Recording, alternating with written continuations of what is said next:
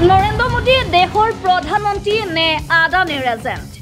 মোদীয়ে যিখন দেশলৈ যায় তাতে আৰম্ভ হয় আদানীৰ ব্যৱসায়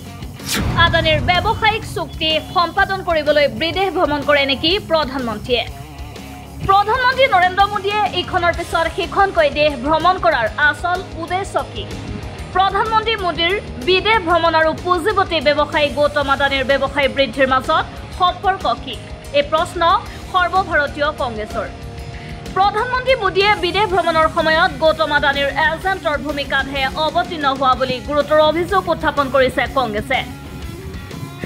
বিগত 2015 চনৰ পৰা এতিয়ালৈকে প্ৰধানমন্ত্ৰী হিচাপে মোদীয়ে কৰা বিদেশ ভ্ৰমণ আৰু তাৰ সমান্তৰালভাৱে গৌতম আদানীৰ বাণিজ্যিক চুক্তি সম্পন্ন কৰাৰ তথ্য সদৰি কৰি কংগ্ৰেছে আনিছে এই অভিযোগ সৰ্বভাৰতীয় কংগ্ৰেছে এই সন্দৰ্ভত সবিশেষ তথ্য দাঙি ধৰি কয় যে প্ৰধানমন্ত্ৰীয়ে যিখন দেশলৈ যায় তাৰ পিছতে সেইখন দেশত আদানীৰ ব্যৱসায় আৰম্ভ হয় সৰ্বভাৰতীয় কংগ্ৰেছে নিজৰ এক্স হেণ্ডেলত প্ৰকাশ কৰা তথ্য অনুসৰি 2014 চনত দেশৰ প্ৰধানমন্ত্ৰী পদত অধিষ্ঠিত হোৱাৰ পিছত বছৰটোতে মোদীয়ে ভ্ৰমণ কৰিছিল চুবুৰীয়া ৰাজ্য বাংলাদেশ 2015 চনৰ জুন মাহত মোদীয়ে বাংলাদেশৰ প্ৰধানমন্ত্ৰী শেখ হাছিনাৰ সৈতে বৈঠকত মিলিত হৈ কেইবাখনো চুক্তিত স্বাক্ষৰ কৰিছিল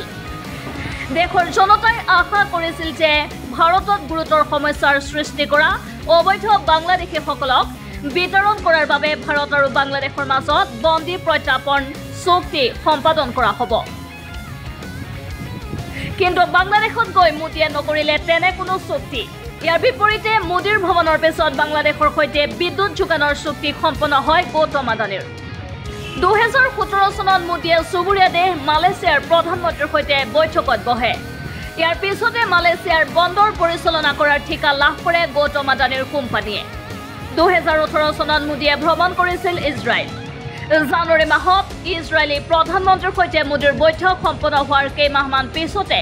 ইজৰাইলৰ ড্ৰোন নিৰ্মাণত চুক্তিবদ্ধ হয় গৌতম আদানীৰ কোম্পানী একেটা বৰ্ষতে ছিংগাপুৰৰ প্ৰধানমন্ত্ৰী মোদীৰ বৈঠক অনুষ্ঠিত হয় তাৰ ঠিক পিছতে ছিংগাপুৰৰ এটা কোম্পানীয়ে 1000 কোটি টকা বিনিয়োগ কৰে আদানীৰ কোম্পানীত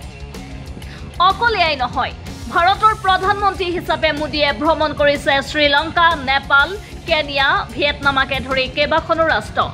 লক্ষণীয়ভাৱে এই আটাইবোৰ দেশতে গৌতম আদানীৰ বাণিজ্যিক চুক্তি সম্পাদন কৰা হৈছে মোদীৰ ভ্ৰমণৰ আগে পিছে প্ৰধানমন্ত্ৰী মোদীৰ ভ্ৰমণে দেশৰ জনতাৰ বাবে কিবা উপকাৰতা হওক বা নাহক গৌতম আদানীৰ ব্যৱসায় কিন্তু ঠিকেই বৃদ্ধি হৈছে যাৰ বাবে হয়তো প্ৰধানমন্ত্ৰী মোদীয়ে